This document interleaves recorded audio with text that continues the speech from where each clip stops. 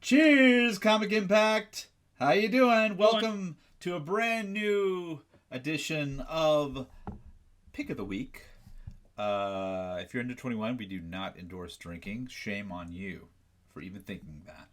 How dare you?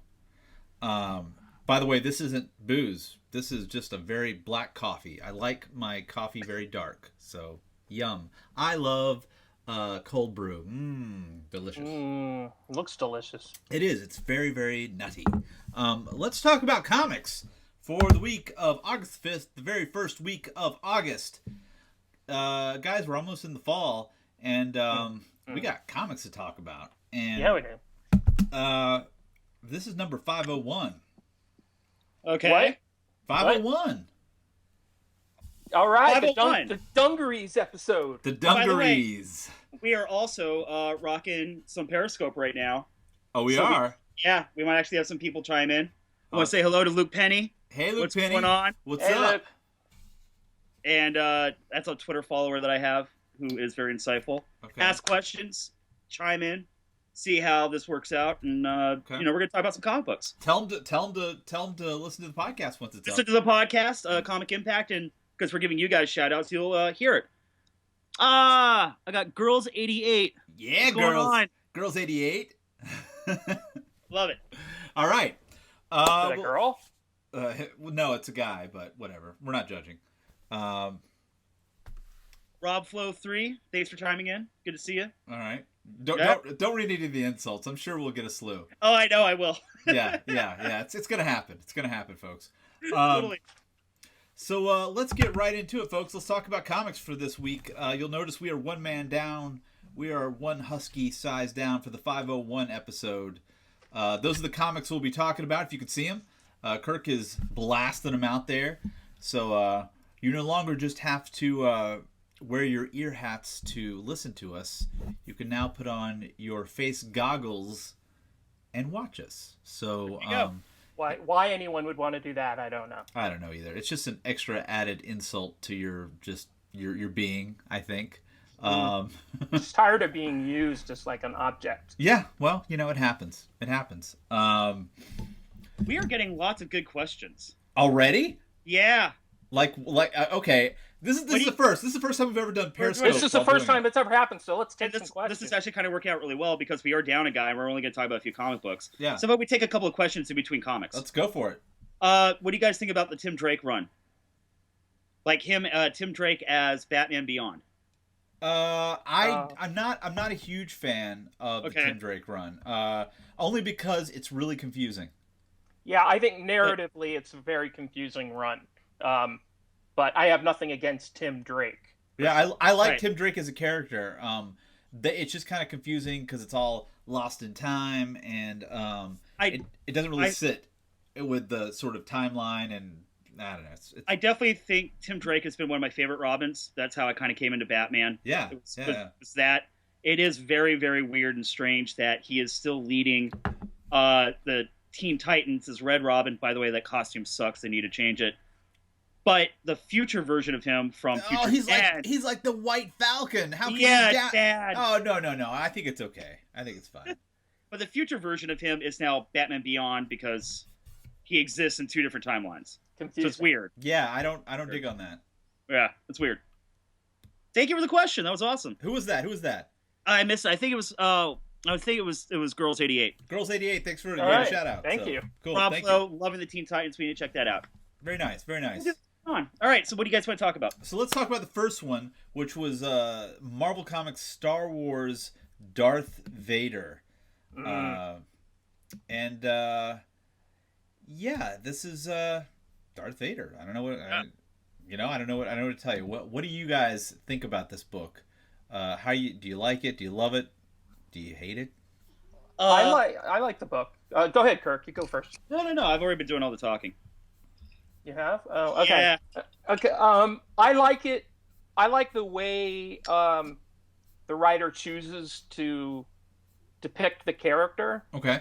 Sort of like we never get to hear the thoughts of Darth Vader, but we somehow get an idea of what his intention is. Sure. and I think that's a kind of a really hard narrative tightrope to walk, and somehow that tightrope is walked every time I read it, and I'm always intrigued. And the writer, of course, is Kieran Gillen. Yeah. The artist on this book is Salvador Larroca. And I have to say, I think that the artists that they're picking for these Star Wars universe books really are working out, because they're very, very specific. They're very, very artistically realistic, or as much as they can be. And for the people that complain, I don't like them to look artistically realistic, which, Simon, that's really one of his big complaints. He likes them to look like Tintin. Right. This actually works out, because they should look like who they're supposed to look like. So I'm okay with that. The thing about Larroca, though, is Larroca can really draw a million different ways. Yeah, absolutely. He's a very good artist. Yeah. But this issue specifically, you kind of get a bigger idea that this issue alone is not so much about Vader as much as it is about the sort of Han Solo / Indiana Jones kind of person. Like the character? Yeah. I like that they've made Indiana Jones jokes. Like in the last issue, where it was very much her trying to break into the armory.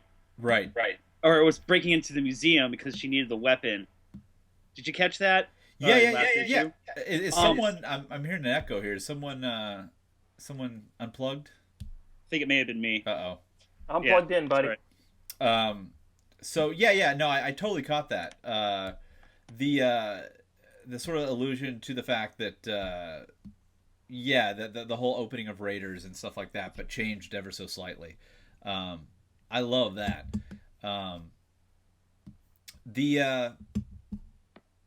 It's just been a great book.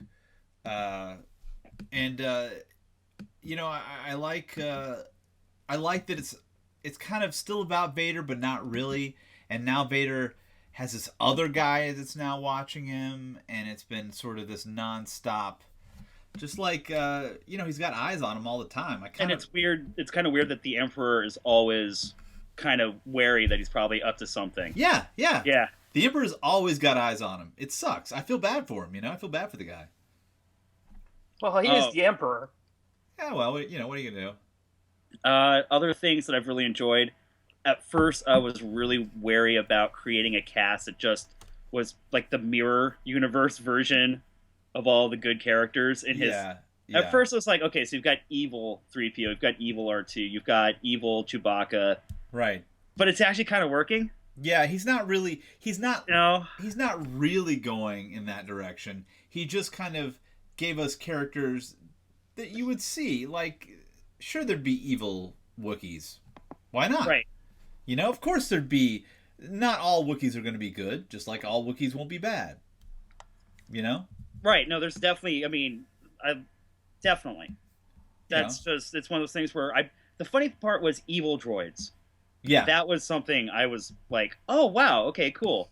Well, we kind of saw that a little bit with in one of the Star Wars. I remember 3PO kind of bumping into a silver version of himself, and he was just kind of like, how rude. And he was a little jerk. Yeah. And then we have the IG-88 models, which I'm not quite sure if they're ever going to explain more of those characters as far as... Well, they're assassin droids, right? Totally. Yeah. I think they're just assassin droids. IG-88's one of the bounty hunters. Yeah. But I'm wondering, like, if he's just strictly employed by bounty hunters because they're programmed to hunt. You know what I mean? Yeah. Like, that's their protocol. I think that's pretty much what they were sort of built, assembled for. So. Well, let's not cast our own aspersions on android intelligence. All right. And cognitive ability. We don't know. Are you like, does C-3PO cry? I don't know. Does he? Maybe. He's always thinking of the Maker. Does. That's true. Yeah. That's true. So, Darren, I think you have something for us. It's a brand new book out from Image Comics. Okay. Called Dark Corridor. by writer-artist Rich Tommaso. And I had to buy the book. I picked it up and looked at it, and the art alone just totally sold the thing to me. Right. I don't know how to describe this art. I mean it's definitely European, because I think Rich Tommaso is he's from Spain or something like that, or Italy. Okay. He's definitely, I've seen his stuff in foreign press before, but it's just a really good noir book. Like the very first, it's got two stories. There's one story called The Red Circle, and the other story is the seven Deadly Daughters, or God, what was that one called? Seven Deadly Daughters, Greatest Hits, Volume 1 is the second story. But Okay. the first story is just a really cool slice of life for the Red Circle town and the sort of people that populate it. Like, the main guy is a guy named Pete, and the story starts with him opening the fridge. Okay. He's got a nice drink in his hand, and there's a dog just sitting there, like, at his screen door. And he's like, Yeah. whoa, you know what I mean? He's immediately like, what's up with this dog? So he opens the door, looks at the dog. The dog's got some cuts on him. He's got a lot of blood on him, but he realizes that the blood on this dog is not the dog's own blood. It's blood from somebody else. So he's just kind of like, as Pete is wont to do, Pete washes off the dog, puts him in his truck, and starts driving around town seeing if people know who this dog belongs to. And while he's driving from one part of town to the other, the dog jumps out of the truck, goes to this house, and you realize that this is the house that the dog belongs to. And Pete follows them.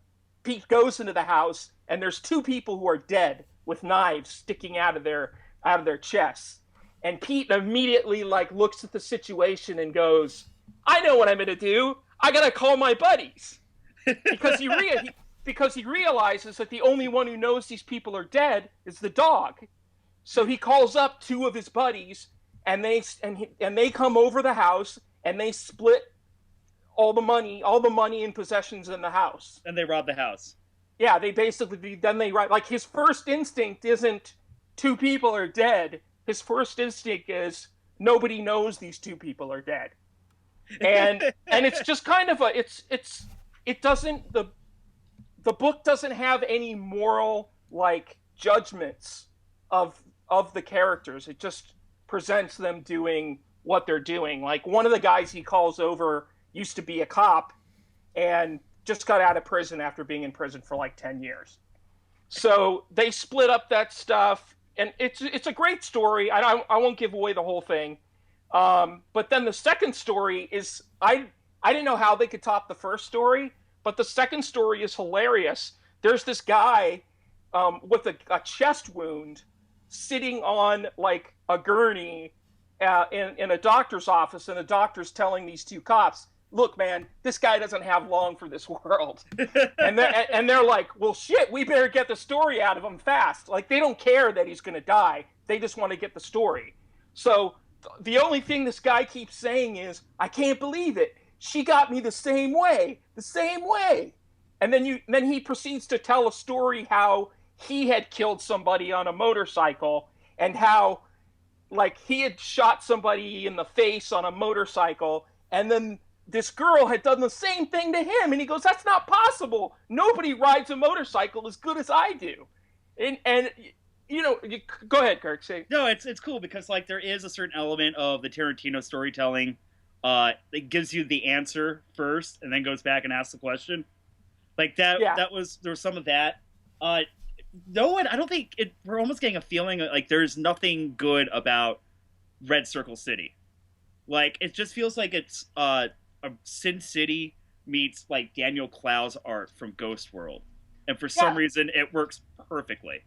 Well, but again, I think the fact that the book has no omniscient judgment of these characters, right? Just take them as they are. Yeah. And you don't I'm really interested to hear what the dying guy says I mean, I love that he's admitting to the cops that he killed somebody, like, but he's so blown away that somebody did the same hit to him. And he's even like making little jokes and like little like dad jokes again, like at the end about like, yeah, should have had a hand in it, and he's missing a hand.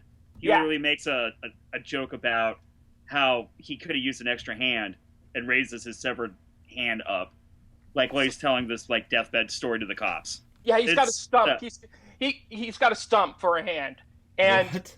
he's got it because the girl shot his hand off for whatever reason. She shot him in the chest, and he's like, "Oh, she must have missed. Like she must have missed my head because I go for the headshot and I make it every time. But she did it on purpose because then she walks up to him and shoots his hand off. so there must have been a reason for it. You know what I mean? He just doesn't have any idea, you know, what the reason is. Yeah, he says, I'd slap my knee if I could. And he's got no hand. It's very strange art, but it's very cool. I love the art. And I love the colors. It's very cartoonish. It's very cartoonish kind of art, but it really works in making the book not too heavy, I think. And it's really good noir. Like when in the back of the book, like Tommaso talks about what inspired him, and he brings up the writer Jim Thompson, like the books like Population 1280 and stuff, which are just totally amoral universes where people get away with murder. And then he talks about how this book has been swimming around since 2007, and what was this close to being DC's Vertigo was this close to being a Vertigo book. So he's had this book swimming around that long, and he's got this great story that he wants to tell, and he just wants us to join with him. And I think it's just a really strong first issue, and for fans of like Stray Bullets, for fans of Brubaker books, I think it's a total must buy. And you know what? Really happy it landed at Image instead of Vertigo, because I'm afraid of like what editorial at Vertigo would have done with this book. Well, can you actually believe Vertigo told him the book was too dark? Vertigo told him that. Okay, well. Hello, Vertigo. Scalped anyone? I don't know. Yeah, glad it's over at Image then. Yeah, well, so I'm really excited about this book. I thought it was well written. The art is distinctive. There's nothing like it on the stands, and I think it's got a great title. I think Dark Corridor is just a really kick-ass title for a book. I'm so glad, dude. I wanted to text you after I picked it up because I did it on whimsy. Like, me too, dude. I was walking into Earth 2 to get the Fade Out because I buy the Fade Out like in print copies. Right. And the Fade Out wasn't there because the West Coast didn't get Fade Out this week. And I'm like, well, great, I've got nothing to read. And then I see Dark Corridor and I picked it up, and I was just like, what? And while I was reading this comic, I was like, Darren would eat this shit up. Yeah. So I'm glad you found it. I did. I love it. I think it's great. I'm definitely going to follow it. I did not read it. Read it though. Good night, everybody. You're a fan of Brubaker. I am. I think it deserves at least. I'll say I wasn't crazy about the art. Like that's what stopped me. What? Yeah, I saw the artwork and it kind of killed it for me. Well, I guess I can kind of understand that. It's very highly stylized, but for some reason it reminded me a lot of Mazzucchelli, like not Mazzucchelli back when he was doing superhero books, but sort of Mazzucchelli in the 90s. Okay. Where it sort of started going a little more towards cartoonish. I can understand. The thing is, dude, I can totally understand how the art might pull you away, but I would just say, just give it a chance. The art really, I think, give it a chance, please. No, just give it a chance because I think the story might pull you in. I really do. Okay. So I'm begging you as a fan of this book to just give it one shot. Just give it the first issue shot. Okay. See what you think. Fair enough. Okay? Yeah. I've done enough. Fair enough. Fair enough. All right, so that was Dark Order #1 by Image Comics. Rated M for mature. I mean, do you agree with that, dude? Oh, absolutely. I mean, it's the characters that keep me coming back for that. I mean, that's going to keep me coming back for this title.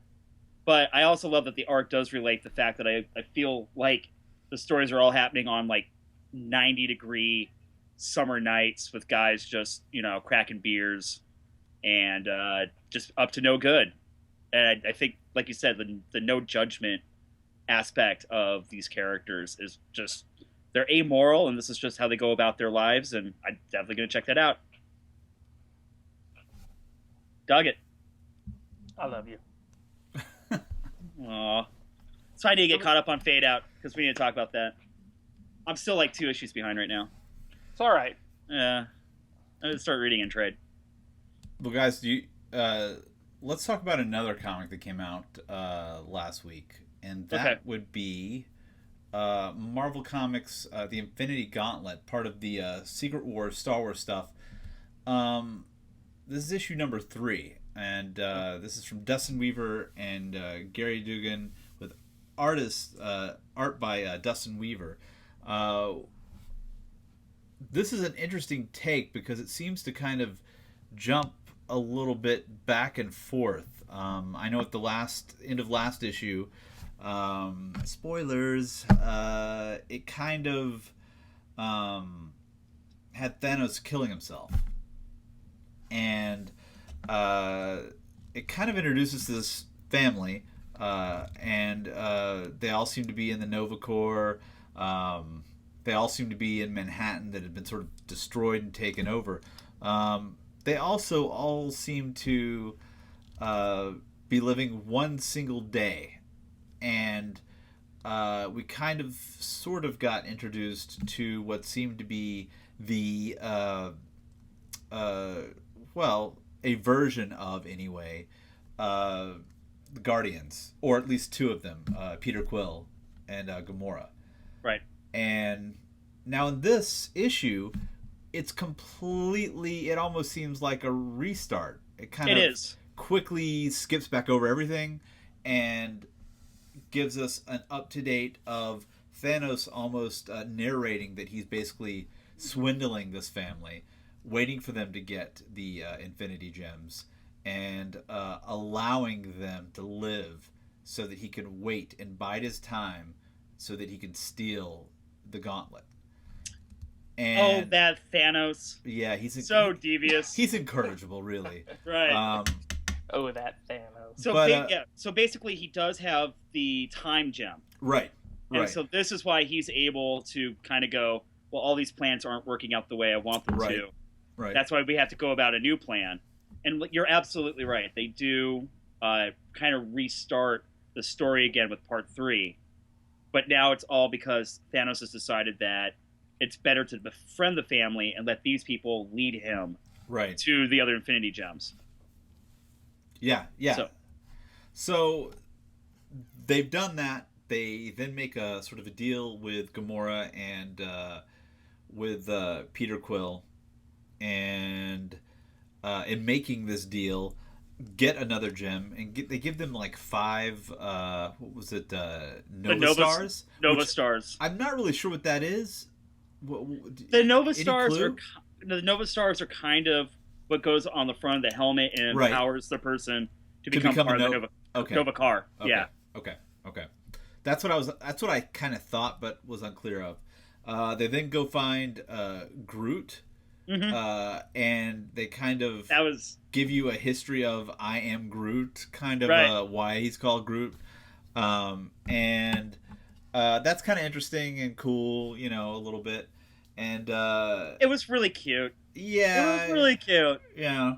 And then they kind of leave you with a tag of what was it, Captain Marvel? Mm-hmm. Who has, what gem does he have? The reality gem? Is that? I think it's reality. That's what I thought. Yeah. So they're being kind of vague on who's got what. Yeah. And you have to be really like maybe at one day I could have, and now I can't anymore. But when I was a kid, I could look at one color gem and go like, I know which gem that is. Right. And I kind of think they're playing that off in the art, like, oh, you have to really know your Infinity Gems. Yeah. To know who's got what. So it's a little, but I mean, I've loved this story. This has been like such a sweet, awesome surprise in all of the Secret Wars. Yeah, it's not. It's definitely not your typical. Like, it's not what I thought it was going to be. Which again, that has been the overarching theme of all of the Secret Wars stuff. It's not what I thought it was going to be. Like, after reading each one, that's kind of been my thing. Oh, it's not what I thought it's been. It's not what I thought it's been. All of it. The Red Skull thing, which has been kind of great.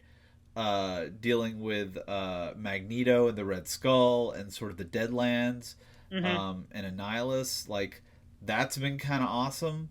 Like the Ultron versus the Marvel Zombies. The Marvel Zombie one. Like, I think that's the only title I haven't picked up. It's all of it is really good. All of it is interesting. All of it is different, and all of it is like, okay, this is kind of good. And I'll be honest, I just did it come out this past week? Because there's one issue left, I think, of Ultimate Power or the Ultimates. Ultimate End. Ultimate End. I love that. It only got better, Kirk. Once again, like the Punisher keeps acting really strangely, and I love that. He's so haunted. You realize that he's having some sort of like mental fugue state where he realizes that all superpowered people have to be killed. So he literally he's trying to kill the good people, the bad people. It's just if they've got powers, they've got to die. I did read this week's issue or last week's issue. But like this week, my thing is, to what end? Like, exactly, we don't know, and I love not knowing. I mean, we've got one issue left to find out why the Punisher is doing it, and that's the one thing that keeps pulling me back to this series is just the very bizarre behavior of the Punisher. Well, no, it's not just the Punisher. I mean, to what end is that book? Because it definitely seems like the normal 616, the one that we have been reading, and in some cases the one that is still kind of going on in some books, yes, is alive and well in that world. Well, but remember in this issue, is it Talia goes to talk to Dr. Doom. Yeah. And says, "Why won't you interfere?" Yeah, why? Why won't you interfere? And he's like, I'm not going to. Like, he doesn't say anything. Yeah. That's really key. There's something very important about this Ultimate thing, and I think Dr. Doom thinks it's at the center of these reality wars. Well, it's not just the Ultimate, because it's also the regular 616. The extra 616. Right. It's the two. And he actually, I wish I had the issue with me because I would just spout off. He did very creatively explain how this part of Battle World are these characters in the story through Doom. And God, now everyone's going to hate me that I even brought it up because I can't explain. I already hate you, so it's not. Yeah, it's all right. All right, cool. All right. But I'm frustrated because I think there's a really great story here. And yes, the Punisher is probably like a great centerpiece to tell the story. He's a MacGuffin. He's a MacGuffin. He shoots his way out of Cloak's cloak. I know, that doesn't seem amazing. Right. And my deal is that I really am having a hard time with drawing both universes the exact same way. Who's the artist? It's the same guy that's worked with Bendis through Ultimate Spider-Man. Mark Bagley, yeah. Bagley. Yeah. And Bagley's one of my favorite artists who I feel like it's not working for this series. So it's vaguely... That pulls me out. Bagley is vaguely... It's vaguely Bagley. Yeah. I just... And that's why... I don't have a problem with it. I am having a problem with it. It's so frustrating to have to like follow the word balloons because they're using different font styles. Yeah, you know, not to. But they are using different font styles. So like tell the difference between the different characters. Look, but, not to switch up sort of gears here, but also the Amazing Spider-Man, the Renew Your Vows, also interesting. Another interesting book by Dan Slott and Adam Kubert. Like, it's all these Secret War books are they have to be almost about to be wrapping up, all of them. I think all of them are 4 issues, and then we go right back into whatever we get. Yeah. But no, but I think Ultimate End is 5. Is it? Yes, because this was the 4th issue. I think each one's like either 4 or 5. Because I'm gonna correct myself so I don't sound stupid. Too late. Yeah. I definitely think they're either 4 or 5. Definitely 4 or 5. Yeah. Definitely 4 or 5. Yeah. Definitely. Yeah. Judge Wapner is on at 5. Definitely 4 or 5. Definitely 4 or 5. Maybe 6, 8, 12. Planet Hulk, another series that I had no idea. Future Imperfect. Like, I mean, we can keep spouting all these off, but like this like. Okay, I do have something to bitch about though. Uh-oh. The 2nd issue of Thor's was awful. Yeah. What? Yeah, no, he's right. It wasn't that For great. one thing, Chris Prowse did only like 2 pages of the art, and then it was somebody else doing the whole fight. And then the story just really dropped off. Yeah. You realized it was Chris Prowse that was selling that book. Sorry, Kirk. I'm loving Thor's. I like the police procedural. I'm very sad that we lost Beta Ray Bill. Yeah, me too, actually. Yeah. Beta Ray's one of my favorite characters. But we lost a virgin. A virgin. He'll be back. He'll be back. Some version of him will live on in infamy. That all said and done, I've always been kind of hazy, going back to Infinity Gauntlet. I've always been very hazy on exactly what Nova is in the regular Marvel Universe. Okay. But I'd really like to see this version of Nova become like its own comic. What do you mean? What do you mean this version? I'm liking this replacement Fantastic Four idea. I don't. You don't like them? The Nova Corps should be akin to the Green Lantern Corps. Yeah. That's what they should be. And look, if they want to have a family in that, that's fine. They can make a little spin-off book of the family and call it the Corps. Get it? Like a group, a family, a Corps. Patent pending. God. Patent pending, Brian Michael Bendis. Do you guys remember the 80s cartoon called The Bionic Six? No. Google it, because that's totally what this thing reminds me of. I don't want to. It was like if the $6 Million Man and what was the Bionic Woman like got married and had kids. Yeah. They were all like bionic crime fighters. It was retarded. I loved it. I'm okay with that. I just think there needs to be one main Nova who we focus on, and then the other Novas can have their sort of group book, and that's fine. Okay. But there needs to be like, call him Black Nova or something. I miss Rich Rider. Yeah, me too. But there needs to be something saucy, like one Silver Nova or like Supernova or whatever. I don't care. Well, I liked when Mark Bagley drew him in the New Warriors because he had like a brown outfit. Brown Nova. That sounds. Do you remember? That sounds like you pooped. Like you did a super bad poop. Oh, I had a brown Nova. Yeah, right. See, it destroyed the toilet. Yeah. I need another burrito so I can recharge. Yeah. It's no good. Brown Nova is actually my finishing move. Yeah. It's a smelly one too. Let me tell you. Yeah, it's bad. Okay, so Secret Wars, surprising everybody. Infinity Gauntlet, definitely a gem. Well, the quality of the books is high. Yeah. Mm-hmm. It's not the only thing that's high. No, I'm not high. Drink.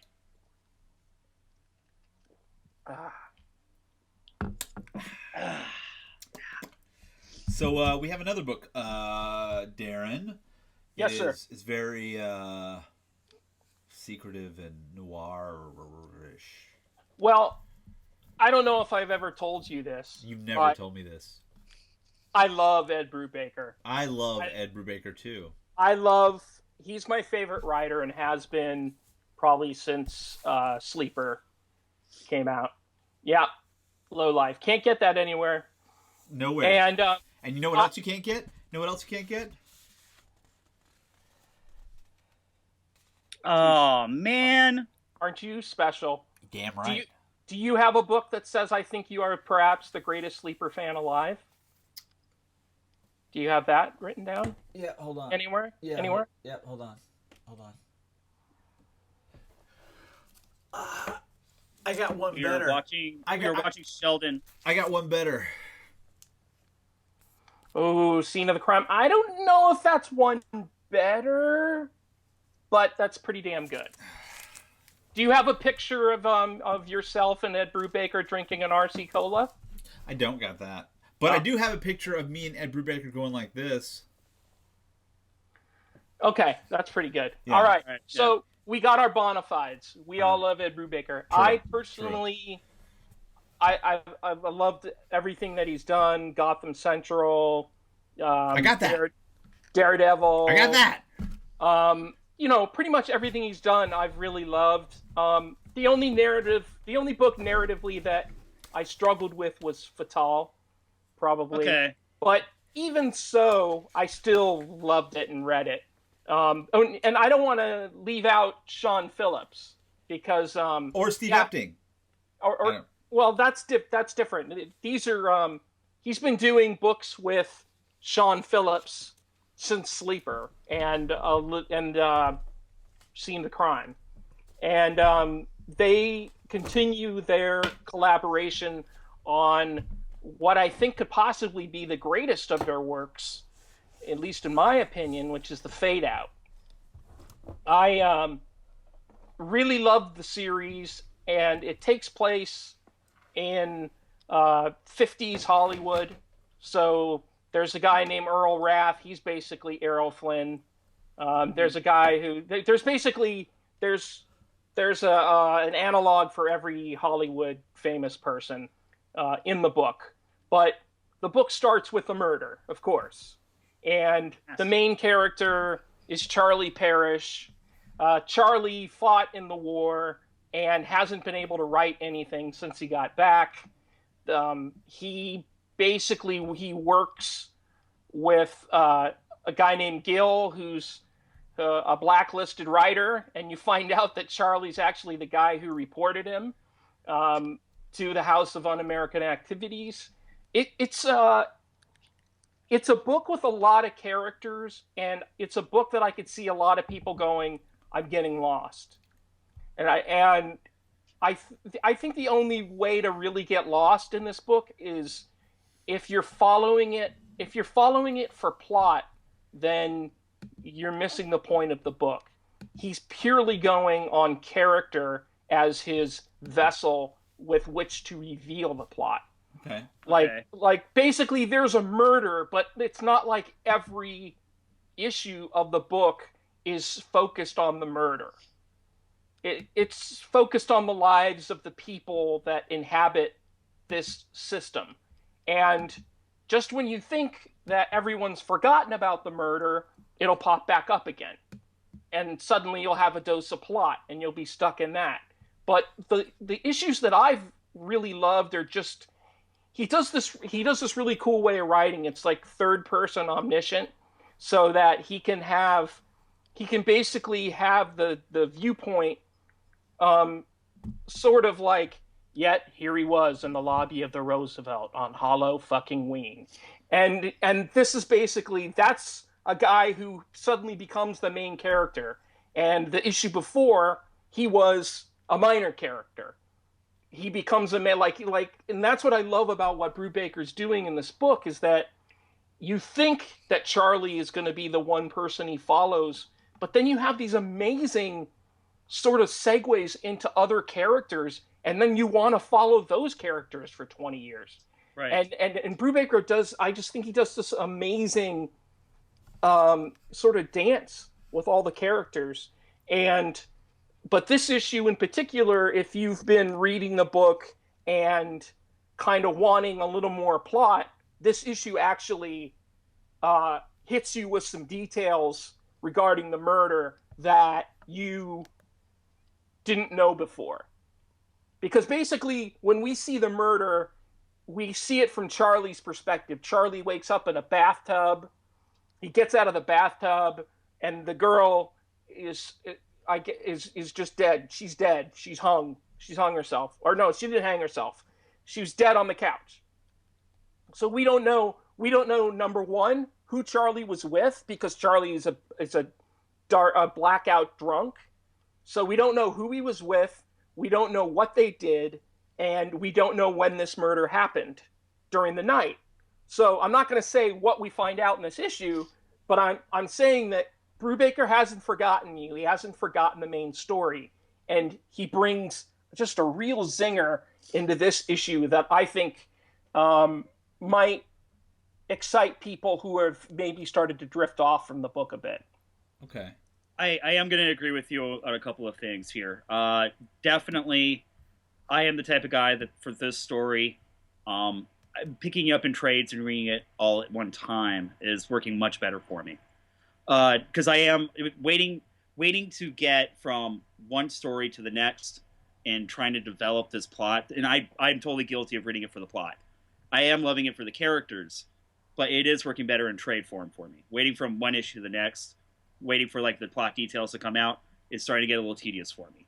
That said, I'm still getting it every week just for the character development. And I think it's something that's really cool about Brubaker.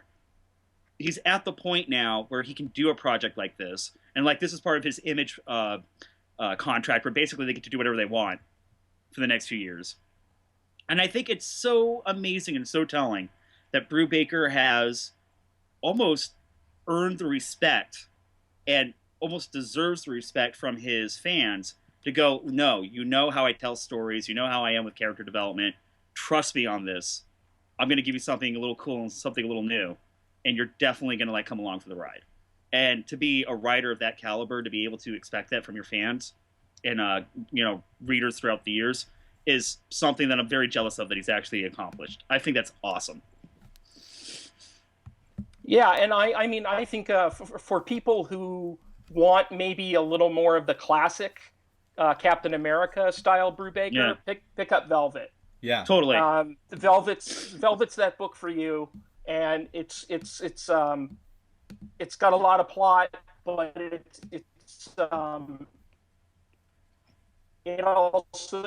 also moves a lot faster than the Fade Out.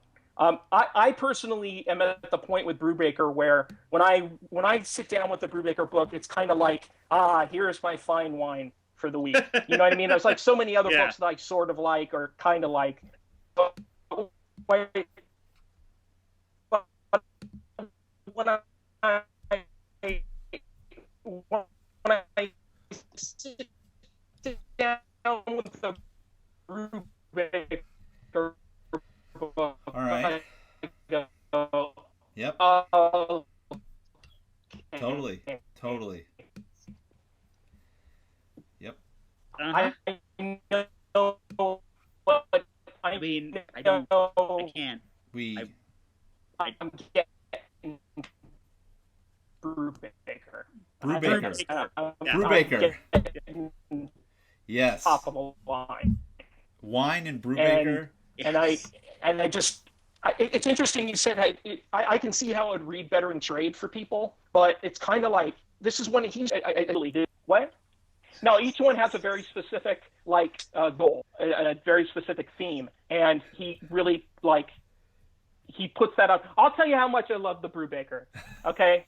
I love the Brubaker so much that when he talks about the books that he's reading, at the end of each issue, I go pick up those books and read them.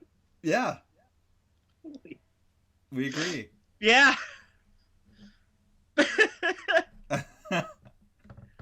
I feel like you had made so many great points. They're just going to fall on deaf ears. Yeah. Yeah. What happened? No, I saw you guys doing all sorts of stuff, and then Well, then I didn't hear you. well, folks, this is what happens when we do a video show. You get a little physical comedy, a little something extra. What Darren doesn't know is we've changed out his Folgers. Well, I could see what you guys were doing, but I couldn't stop what I was saying. Do you know what I mean? Like I was like, right. Well, what happened, Darren, was you were really cutting out big time, but myself and Kirk were not. Great. So, and then your picture just went completely out, and it's still out right now. So Kirk and I are video, and you're not. And then like you cut back in, and we just heard you say, we heard you end with wine and Brubaker, and then we said yes. Damn, I was saying some really good shit. I know. That's why we were like, we were sure you made some very good points. That will fall on deaf ears. Yeah. I was just saying, like, reading a Brubaker book is like my fine wine. We heard that. We got heard that. that. Everything after that, though, was completely... I was... Now... We're keeping it. That was comic gold, my friend. That's good. That was comic gold. That was beautiful. Well, I hope at least some of the good things I had to say about Brubaker. Wine and Brubaker, my friend. Wine and Brubaker. That's all you need to say. Yeah. No, I think you made your point. Where are we? And now at the point where I have nothing to say, I'm perfectly fine. Here I am. Look. I'm sorry. That sucks. God damn the Skype gods. So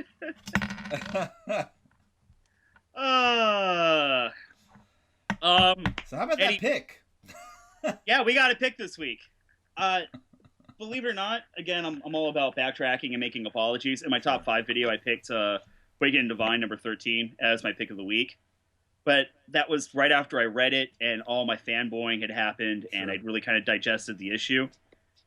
And then come to find out, like 2-3 days later, I'm really realizing that the pick of the week really is actually We Stand on Guard number 2. Wait. Oh, I was gonna say before you talk about the pick, I'd actually love to interject here. Okay. I feel like I should absolutely adore the Wicked. The Wicked and the Divine. Don't throw up. Yep, don't do it. The Wicked and the Divine. As someone who adores music, as someone who loves, fantasy and sci-fi, as someone who loves Greek mythology, I should love. It's all into that. I should love this book. And who's someone who loves British things. In general. And David Bowie. And Bowie. If you love Bowie. 90s British rock. Any of it, pop culture stuff, I should love all of it. However, there's something bland about it, and there's something missing. And I don't know what it is, but I keep buying it in the hopes of something's going to happen and it's going to change. Right. And I don't know, Darren. I know you and I spoke briefly, kind of just in passing about it, just a few minutes ago. So I'm curious to hear what your thoughts are on it. Well, I kind of have the same feeling. I mean, I have not kept up with the book. I did probably the first. Just hear me out. I did probably the first 5 issues, first 6 issues, and I just found the book really kind of opaque and hard to get into, and that's very surprising for me because I'm a huge fan of Phonogram. Yeah. I'm a huge fan of the Young Avengers, but I don't know what it is about the book. I'm not faulting the book at all. It's just not hitting me for whatever reason. I feel like there's no main character, no main through line, and that's hurting it a lot. Yeah, because with Phonogram, I mean, you had David Cole, who was the sort of asshole phonomancer, and you could follow him. Right. And, you know, he was your main guy. Right. And I think it works. I think again, like, this is probably a book to bring it back to Brubaker, this is advanced. This is sort of advanced Kieran Gillen. Is that the right name? Yeah. This is sort of his advanced class. And if he's lost a few people, he goes, yeah, but this is he's doing this book for the people who sort of want to go past what he's done before. Right. Okay. And I just it's not specifically for me, but I have a feeling I'm going to sit down and read like the whole thing through, and I might have a different viewpoint on it. Okay. I don't feel like I'm entitled to have a really hardcore viewpoint on the book because I haven't read every issue of it. I just don't understand what it is. I know I should there's something I just feel like I should like the book more, and I don't know why I don't. That's confusing to me. Well, it's the same way I feel about Kirk. It's like right, but no, I feel the same way you do. I mean, and no one was more surprised than me that I wasn't excited to read the next. I don't get excited to read the next issue. Yeah, because I feel it's kind of lost on me and bland, and the hook isn't there. Okay. Wow. Ouch, because it's one of my favorite books. Yeah. Wicked and Divine for me is, for all the elements that you're in love with, Brubaker, I'm taking those elements and I'm getting like what Sheldon is talking about as a fan of all these things that I love. And I'm getting this Brubaker fandom, Britpop, music is magic mashup, and I've got a murder mystery in there that I need to solve. And it's funny because I'm listening to both of you, and you both have personal different reasons for why it's not clicking with you. But I take both of your points of view and I put them together. I'm like, but that's what I'm getting out of the book. Well, but there is no murder mystery. We know why. We know why they're dying. Well, we know who's doing it now, but we need to figure out. Now we're waiting on the why. I don't think there's a reason. I think it's just out of spite. It's out of what their reasoning is. They have to die because that is what she perceives as her wanting. I think we've only scratched the surface on this story. We're going to find a much bigger plot. She's innately bad. It's like she needs souls to fill her well, sort of a thing. It's like there is no real reason. It's just because I think she's evil. She's innately evil, and she's going to continue to find new people to fill the void and fill the place of other people, and because there's always more suckers who will want to be famous. That's true. And I think that's all it's about. True. It's about fame. It's literally, the book is about fame. There's really no murder mystery. There's no me is if they started pulling in actual people who are actually famous currently into the storyline, musicians, that sort of thing, that would make it more interesting to me. Okay. Like that, I would be like... Yeah, everything it's like you look at it and you go, aha, that's the Thin White Duke. Right. But it isn't. we totally have a character in there that's Kanye. Yeah, you do. But I'm saying if you also then pulled in actual people who then combat them. So let's say you have a dude who's kind of like Kanye, but then you bring, let's say, an actual Jay-Z in. Right. Or an actual Dr. Dre. You know what I mean? Like...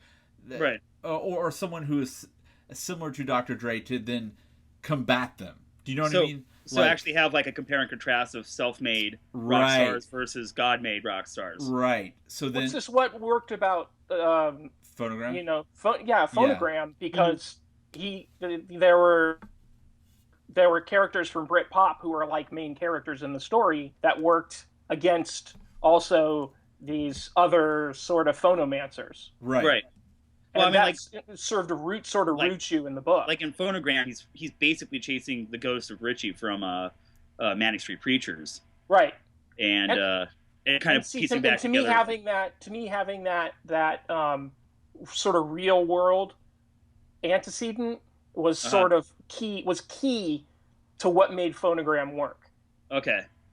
Like so they can have sort of the supernatural aspect, but when they root it in a time that actually existed and with a group of musicians and stuff like that that actually existed, then the book just worked a lot more for me.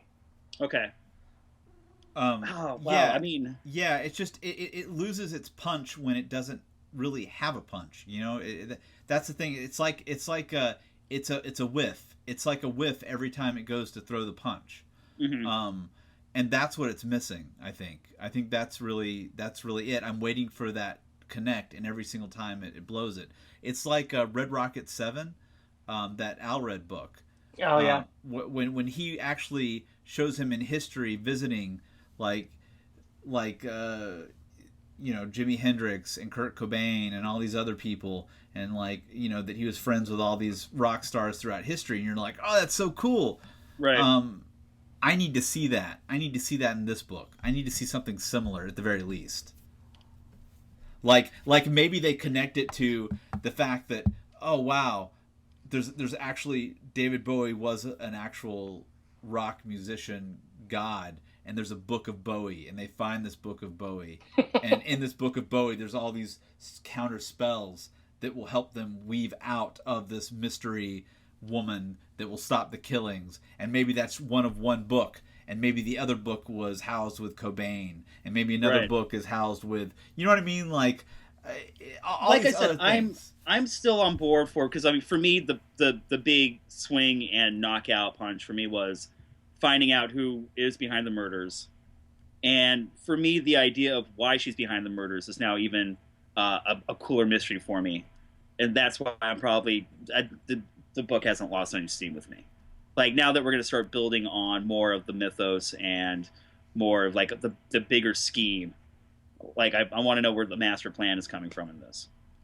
And on top of that, like, when you start, God, spoilers, guys, I'm sorry, but when you start losing some of the main voices that were driving the comic to the murder mystery, like, now I'm really curious where the book goes next.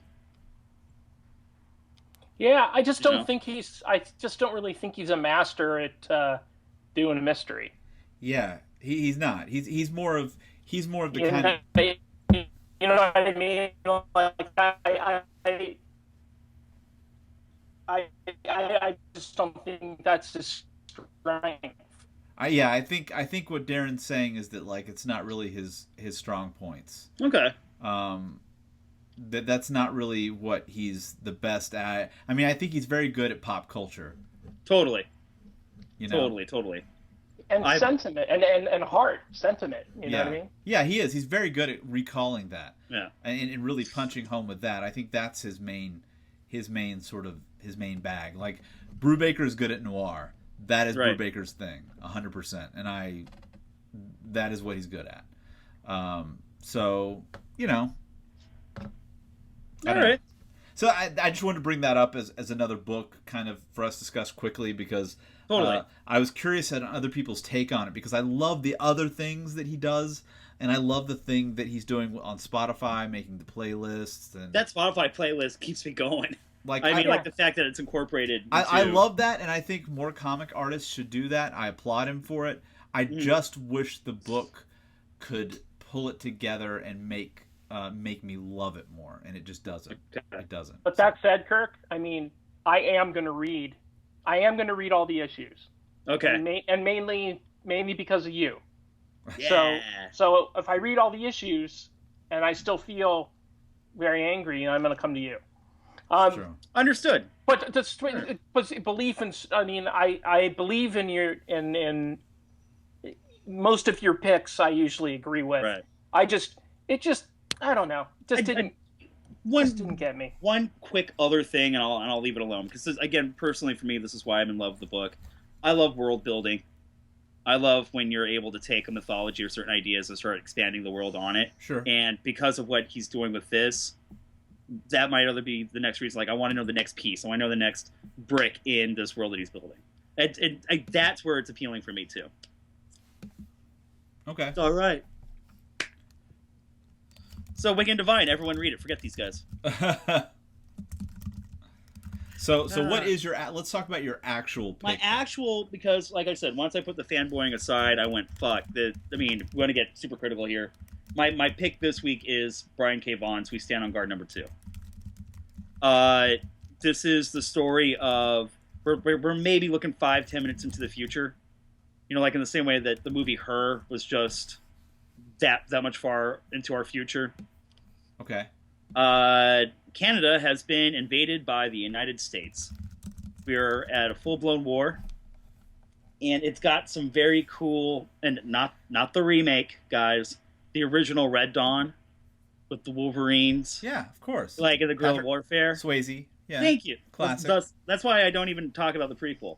It's got some of that element in it, and we're meeting, French-Canadian freedom fighters in the wilderness, and it's all snow, and they are doing guerrilla warfare against giant fucking mecha robots that the United States are utilizing as weapons.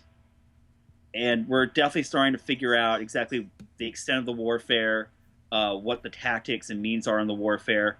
We're still not quite sure about the purpose or the meaning behind the war yet, why it started. But the reason why I am so into this, I'm going to screw the guy's name up. Steve Scrotchy? S-K-R... Did you just call him Steve Scroat? Yeah. Scroat. Yes. Scroat? The Scroat? Yeah. So, Scroat Balls. I always call him Steve Scroachy, and I know that's probably wrong. But Right. I'm going to go with Scroachy on this one. Scratch the crotch, Scratch. Scratch the Scratch.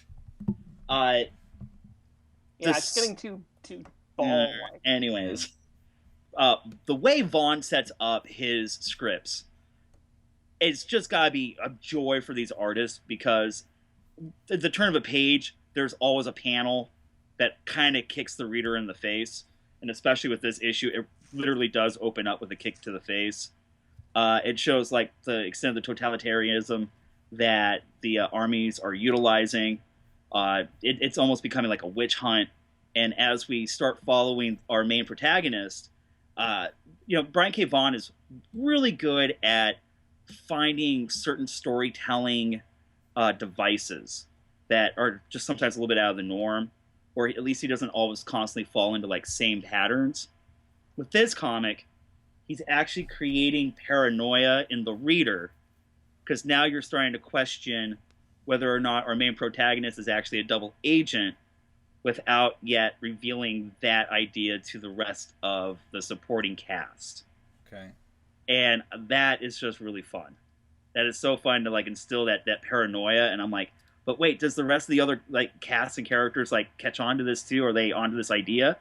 And now it's, without breaking the fourth wall, speaking directly to the reader. And that is really fucking cool. Well, I kind of like the idea that you don't really know if the people that the characters you're introduced to are Right. on the right side of the war. Exactly. We don't know Like, yet. or if there is such a thing. Right. But you don't know. These guys we could be following a Nazi Panzer division Mhm. right now, and we don't really know. When they actually start revealing like the reasons for the war, I would love to find out like, is the United States actually a totalitarian evil country now that's like bent on spreading freedom and religion in the worst ways, and taking over the country next door. Is. They'll cut the feed again. Or like maybe Canada really did something really horrible and fucked up, which is completely unimaginable, but they gave cause and reason to start like a third world war. They elected Donald Trump. Someone write that comic where the reality happens and he actually becomes president. Someone write that fucking comic. Maybe that's why they went to war. Yeah, like, no, you idiots, this is for your own good. Here's a bunch of bombs. Yeah. But yeah, I'm very much the same way where we go to Wicked and Divine, and anytime those two guys are going to work on a comic book, I'm instantly going to love it. I always check myself with Brian K. Vaughan, because every time he comes out with a new project, I know instantly it's going to speak to me. And I definitely have been taking my time with this series without kind of going, oh my god, it's a new Brian K. Vaughan project, I'm gonna freak out. It genuinely, the way he's paced the art in this story is making the story for me. Yeah, I'm always cautious with new Brian K. Vaughan projects, though. Mm-hmm. Just because I learned my lesson after Saga. Didn't like Saga, huh? No. No? No, I was promised a different book. What was the book you were promised? A sci-fi epic.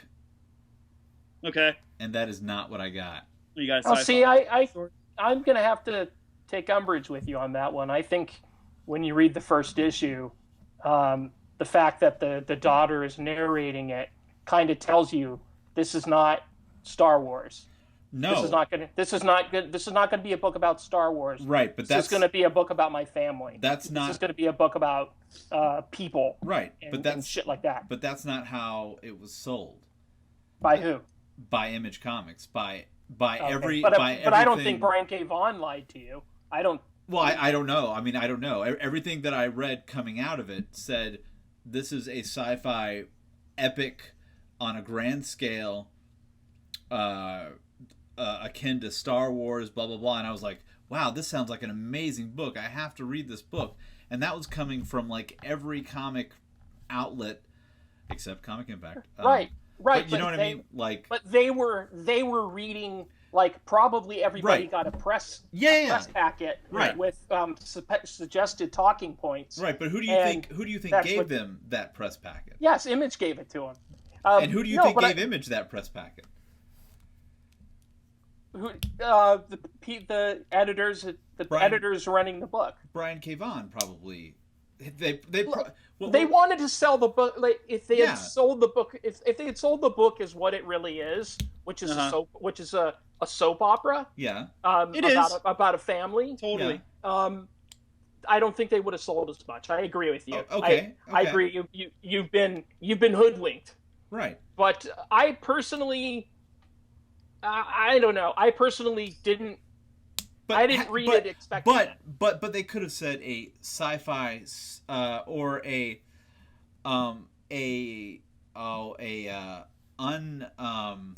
unconventional sci-fi soap opera. How about that? Well, now they could have said that. No, they could have said that, and to me, that fits the bill. Okay. But to say it's an epic sci-fi. No, there's nothing about it that's epic. No, there's not. There's nothing about it that's epic. There's absolutely, like, to me... You want, like, epic sci-fi, you read, like, a Jim Starlin, like, Adam Warlock story or something. That's epic when they say epic sci-fi, I'm thinking something along the lines of, like, for video games, Mass Effect. I was hoping huge world building that was somewhat realistic, but with... but I would say that anybody who knows Brian K. Vaughan as a writer knows he's not that type of writer. Well, but he's never written anything like that. Well, he did Y. But Y was really just a character-based book. Right, but I mean, like it had. But isn't but think about like, it. But think about it. Isn't Ex Machina the same thing? Like, isn't that the same? Like, isn't every space book where a human is in space just a character-based book where they have to deal with the rigors of But that's what Brian K. Vaughan writes. He writes about characters. So I expect he doesn't write about so much about the environment. Right. So I expected him to be able to write a really awesome space opera epic. That's what I expected. I think he's writing the best space opera epic in Saga. It's not. It's not a space opera. I think when you get to the root of family, it's a soap opera, but it's not a space opera. I love it. No, I'm totally feeling space opera on it. No, it's. But of course, I also space opera is different than soap opera. No, I mean, space opera has a grandiose quality, when I bring up like Jim Starlin, when I bring up like the Adam Warlock saga, where it turns out Adam Warlock has to kill himself in order to save the universe, and there's these huge character, like the instrumentality there's these huge characters that are introduced and huge concepts. There's no huge concepts. There's no huge really anything in Saga. It's not a space. It's not a space opera. Yeah, I would agree with you on that. But you see, I think the characters are driven by huge ideas. No, they're not. They're all small family. No. They're family ideals is what it is. And here's the thing. Here's the thing, Kirk. I think the problem lies, and this isn't necessarily your fault. I think in a lot of the reporting of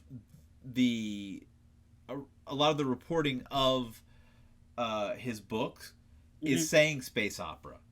I don't think they understand. Man, because I also avoided. Yeah, I'll tell you why it's not a all space the press opera. releases. I mean, I went into it just based off of I read Ex Machina and went, okay, Yeah. I need to keep. I understand that, but I'm saying it's not. I mean, Darren's right. It's not a space opera. It's that it doesn't live to the requirements of a space opera. It just doesn't. And the problem is so many outlets reported. It plays against those qualities. You're right. And so many outlets reported that it was a space opera, and they still to this day contend that it is a space opera. It is not a space opera.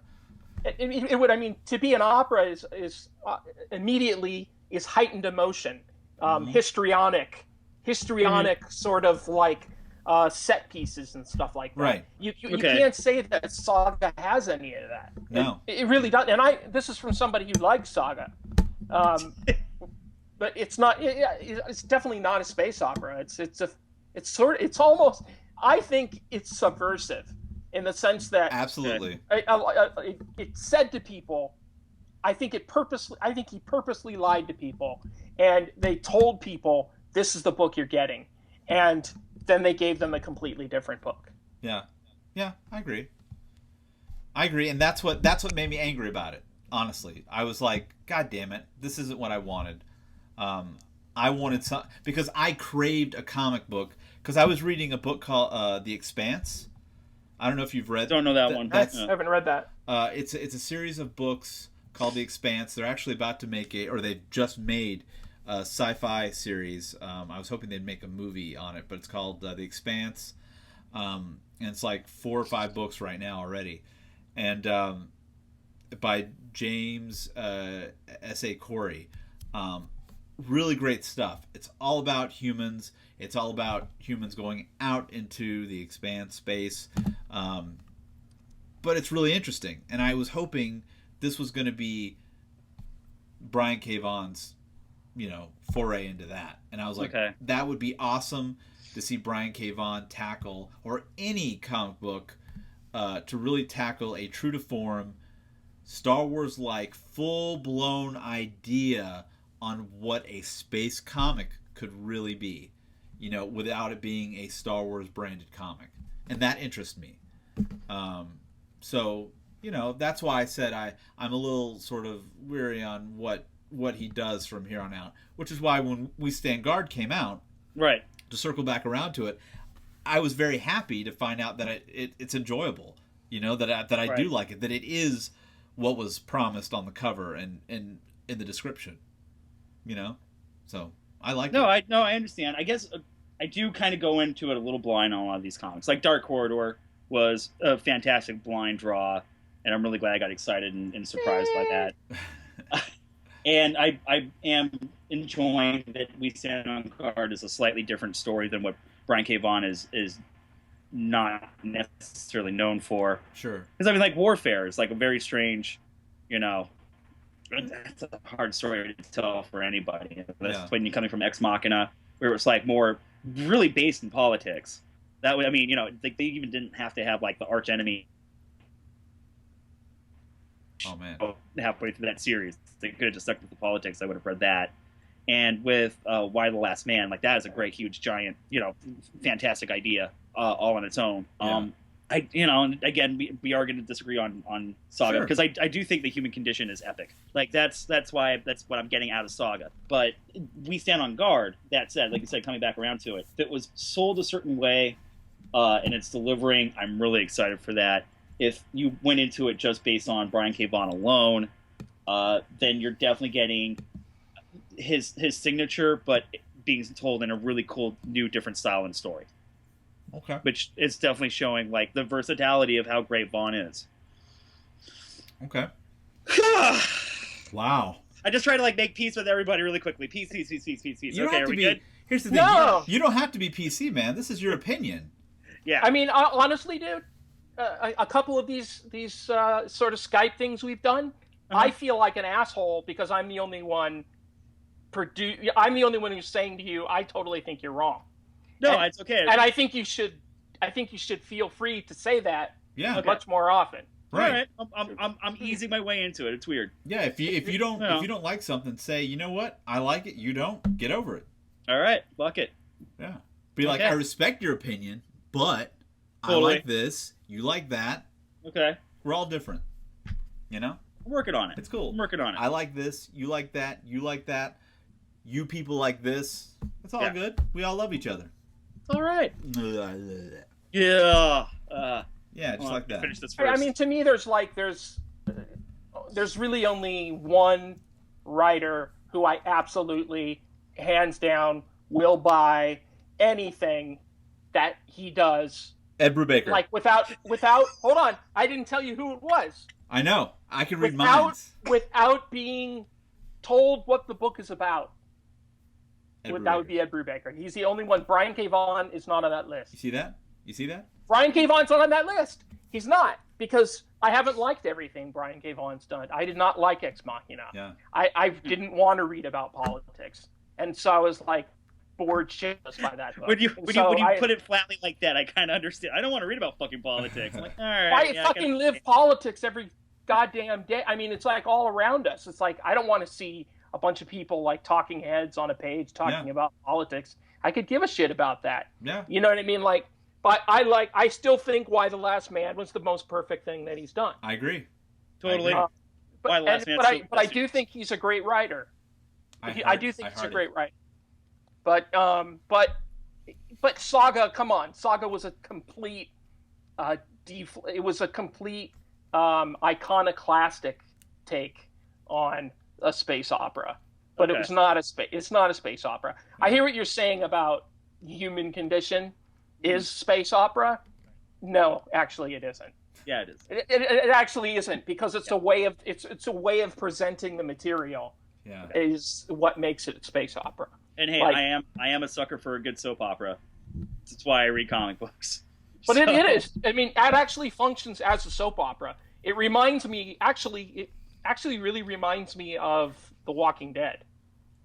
If it reminds me of any book, it's just sort of like stories constantly happening.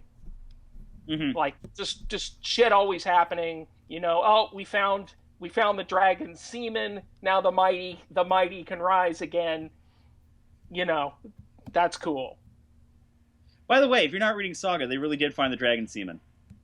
Yeah, that's how they resurrected. That's how they resurrected the will. The mighty. The will. The what? The will. The will. The will. The right. The will. The will. The will. The will. The will. The will.